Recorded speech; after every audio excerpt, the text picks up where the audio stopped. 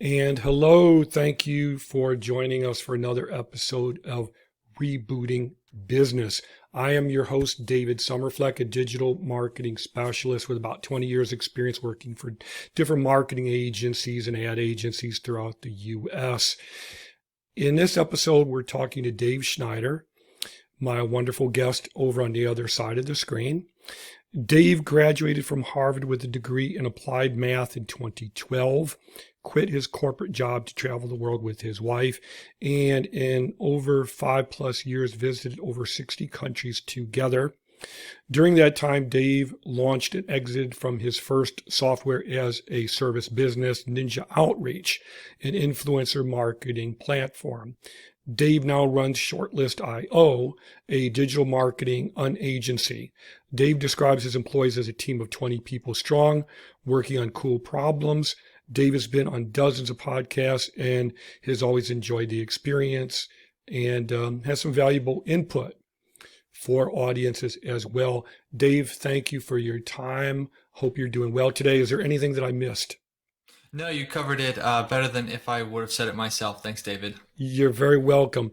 Let's talk about how you got started and your relevant background, and then how you transitioned into shortlist.io and what that is exactly.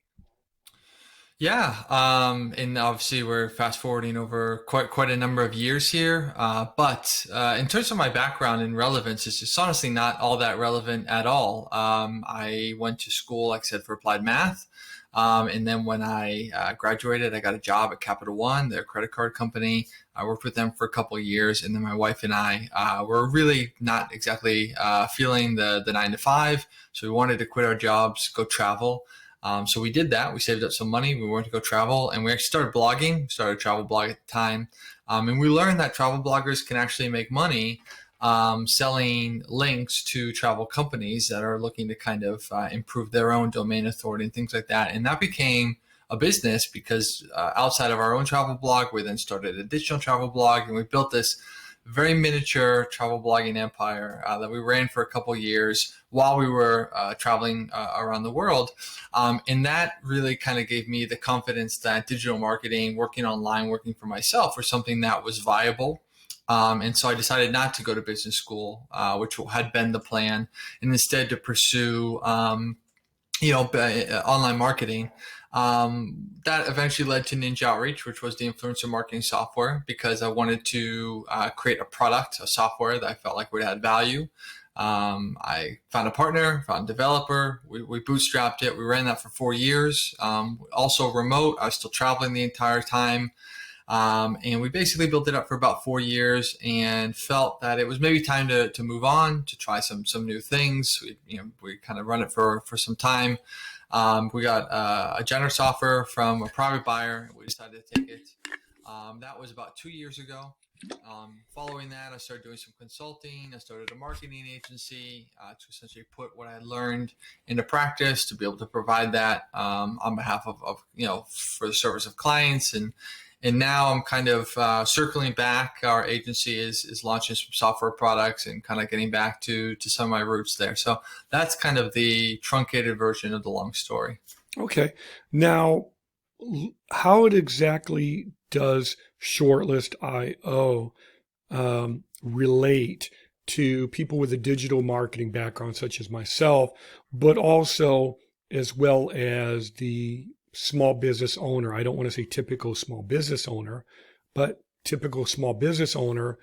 So how does what you provide service both audiences specifically?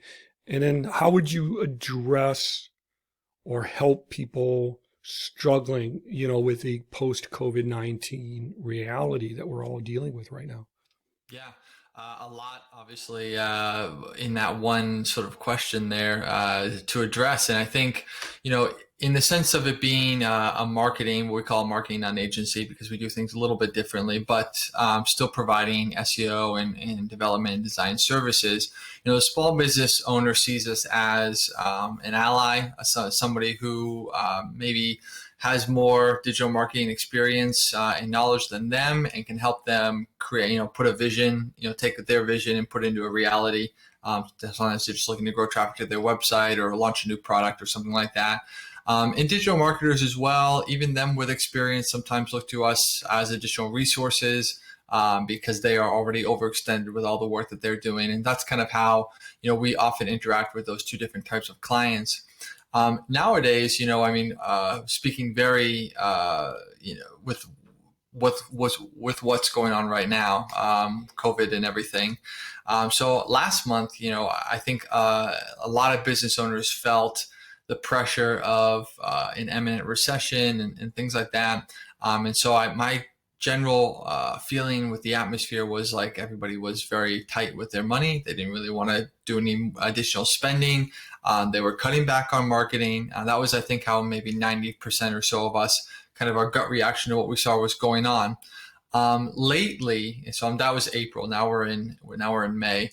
I think that people are seeing that countries are starting to open up a little bit. Whether or not you agree with that or not, I think the general sentiment is concerned, but it's a little dialed down from the craziness that we saw last month. And all of a sudden, just from like an agency perspective, we're kind of seeing more new customers come in, well, not so much last month and things like that. So I think it's important to kind of just be aware of what the environment looks like and how that affects your business, and kind of making the appropriate changes. If that makes sense. Oh, it does, absolutely. And ultimately, you can't rebuild or strengthen a business if you're either unwilling or unable to invest for return on investment.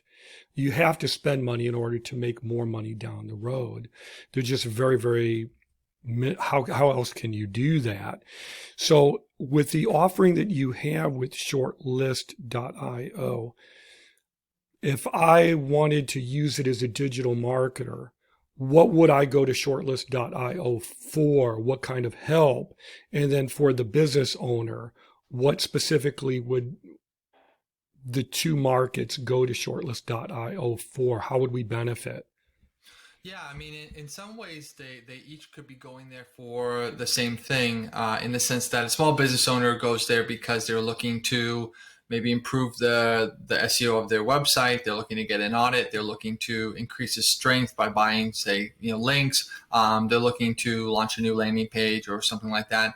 A digital marketer may use us on behalf of a client. So sometimes digital marketers have their own clients, but they may not have, like I said, all the services in-house, or they may be kind of overextended in just kind of what they can do.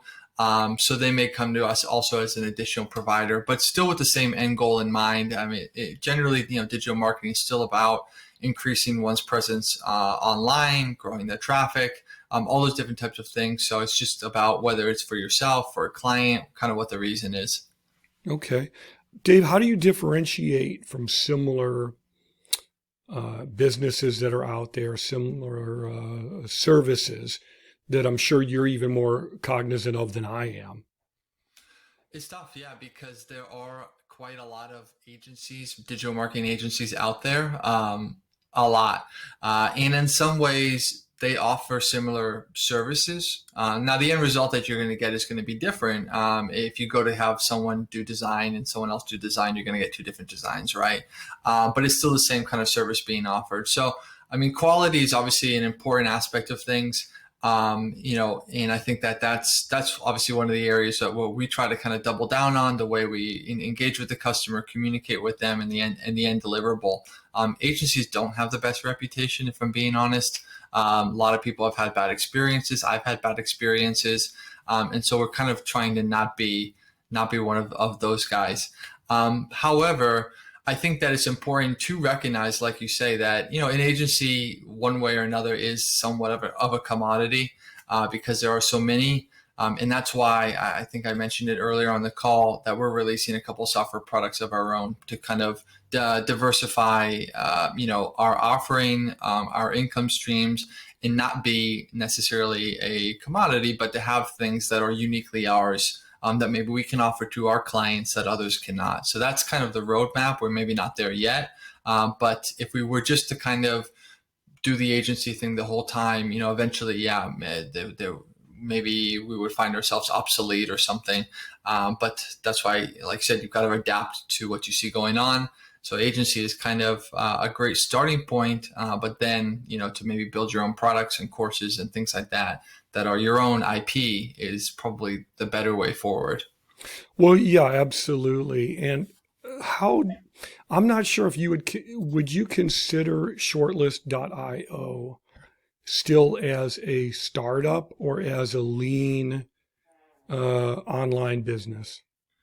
Yeah, it's curious where do you draw the line with that? I mean, I felt like Ninja Outreach, which we ran for 4 years, that always felt like a startup to me up to the very end. And so I don't know if it's the amount of time that you've been running it. What dictates whether something is a startup? What do you think, David? I think it's the income level as well as, or in addition to, how long the company has been in operations. So I think if you've got 50 or more employees, certainly 50 or more, and I would say probably if you've been in business for 5 years or more, you probably have breached the startup perception, which doesn't mean that, obviously startups can grow very, very quickly and scale. Yeah. How do you educate the consumer? I mean, well, first of all, how do you find your ideal consumer? And then how do you educate them on what services and potential products you provide? How have you dealt with that challenge? And then what would you say to digital marketers and small business owners out there? Yeah, it's important because you may or may not be surprised, but sometimes people go to an agency or maybe anybody and they're interested. They know they're interested. They know it's something that they want, but they don't actually really know how it all works. They don't really know that much about Right. it. They've heard about SEO and things like that. They think it's something they might need. And so it's important to kind of have those conversations with each individual and kind of, you have to identify right away who that customer is. I mean, I had a phone call last week and the person, they didn't really know what the metrics were. So I can tell Right. right away that they need to be spoken to different than, a digital marketer who comes to me and they know exactly what they want and they know exactly what keywords they're targeting and all these different types of things. Obviously we love to try to kind of put out case studies and content on the website to kind of educate the user. To the extent that we can, to the extent that we have resources to do that. It's always sort of like it's the lowest priority, unfortunately.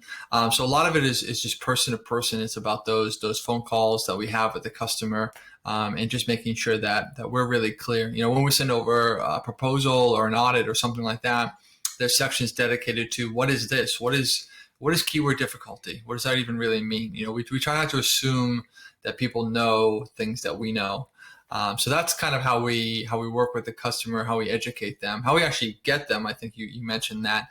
A lot of it is still word of mouth. It's referrals. It's just networking. That's the main one. My partner is because I'm co-owner with a guy named David Hensel, and he is quite a good networker. He likes to go to conferences. He likes to talk with people.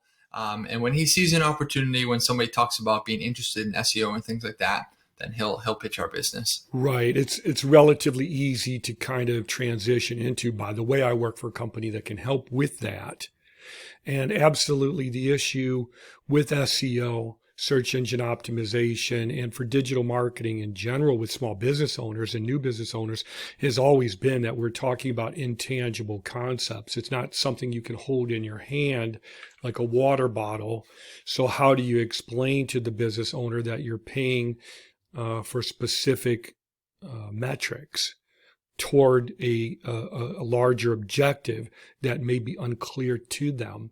So I think a good part of onboarding, I'm sure you agree, is screening the client to see if they're a good fit, and then onboarding, like you said, explaining these intangible concepts so you can help them get from point A to point B.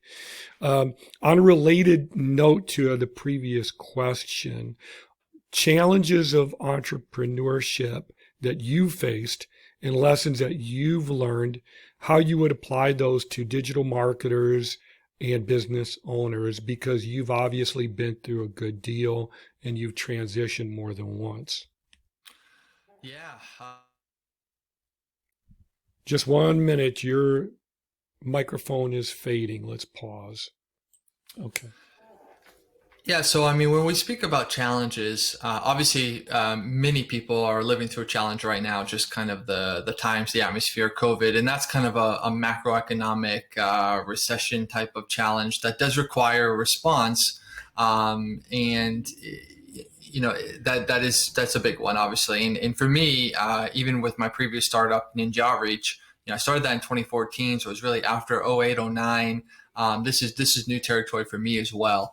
So I think obviously if you're an entrepreneur, you've been around a number of years, you're going to be experiencing new issues coming up all the time. But more, in my opinion, and sort of, I don't want to say important, but something that I think is more frequent than the macro stuff is the micro stuff, kind of the internal struggle of being an entrepreneur, the uncertainty of the day to day, especially for those of us who are working towards something, still haven't maybe met our goal and things like that. I mean, when I ran, Ninja Outreach, when I started that in 2014, it was bootstrapped, put a bunch of money in, really never knew if anything was going to come of it, if I was ever going to kind of see that money again, and if what the end of that story was going to be.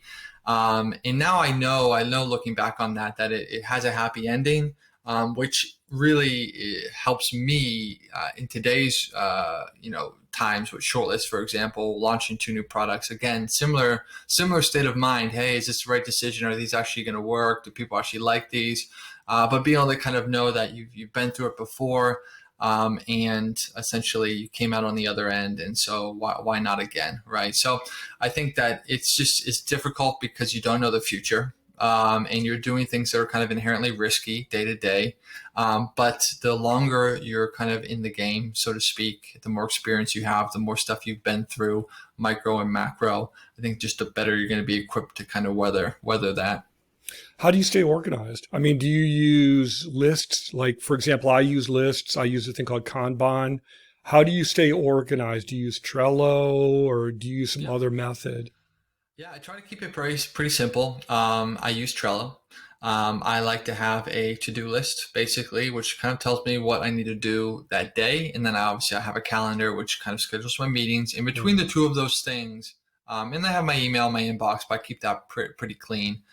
So those 3 things: email, Trello, and Google Calendar, Slack, I guess, for team stuff. But if any errands, any to-dos come out of any of those different things from email or Slack, they all kind of funnel in the Trello. And that way, when I wake up, I kind of know exactly what's important to do that day. Okay. And I do that, not just in business, but like in my life. I mean, things to do around the house or hobbies that I want to do. Like I like to kind of use that project management style for all of them. Okay. Now, you use remote employees, right? How do you find remote employees and vet them and then put them together? I don't know if you use remote teams or you may just use remote staff individually. So how exactly do you do that and integrate that? Yeah, it's something I've been doing for a while, to the extent that I maybe take it a little bit for granted because I think it is somewhat of a foreign concept for a lot of business owners, this idea of working with someone who's not physically present where you live or not American or something like that.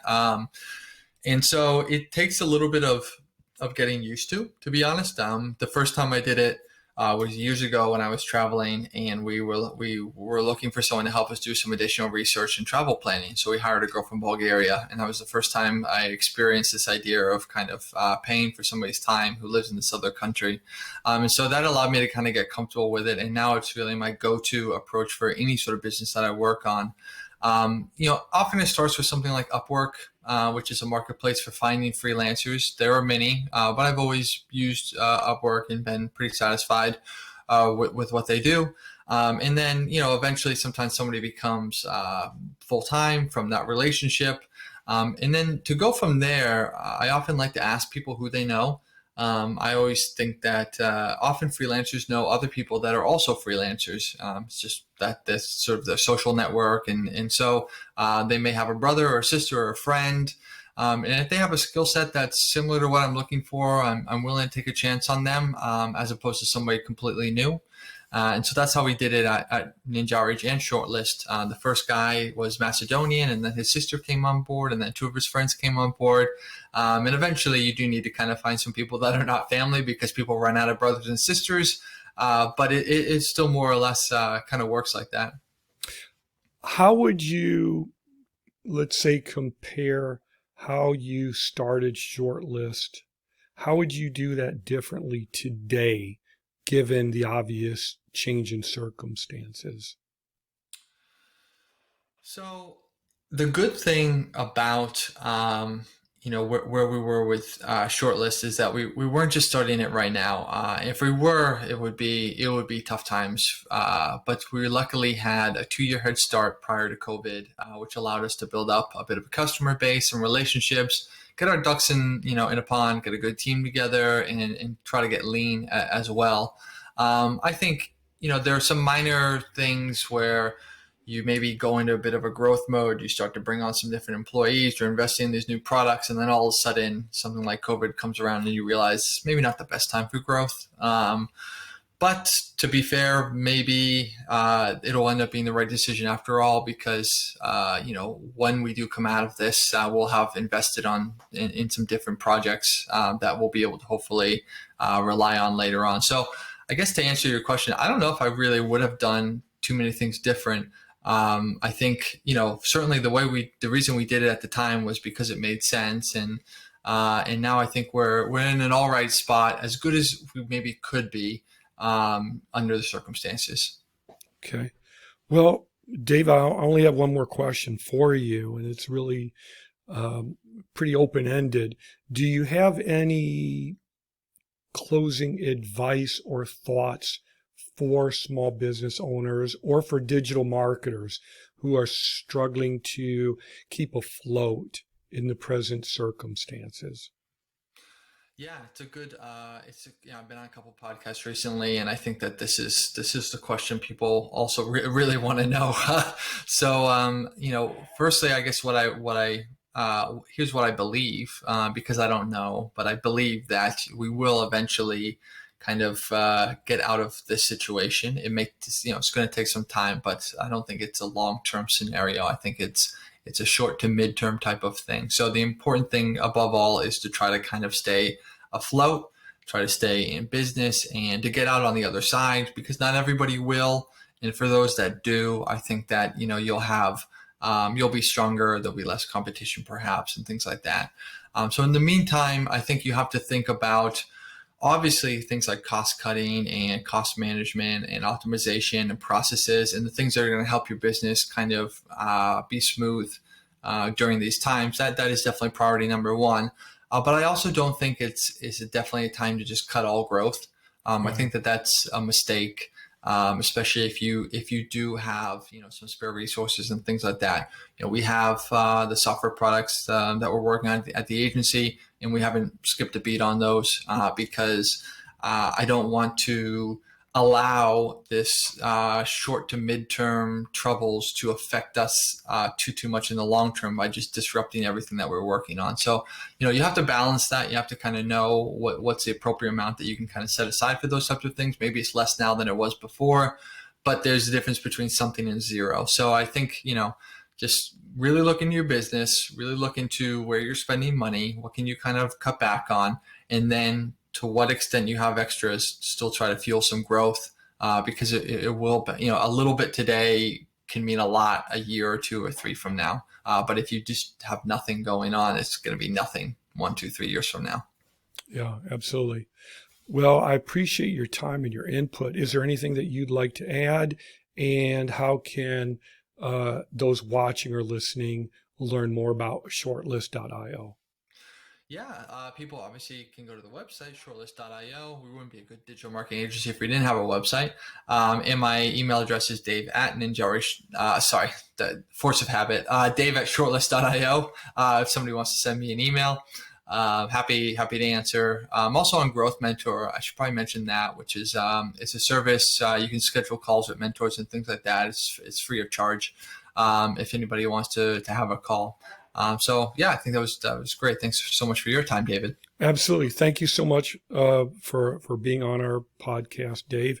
And I hope that your business continues to grow and thrive despite the challenges out there. So thank you so much for your time, and have a great day.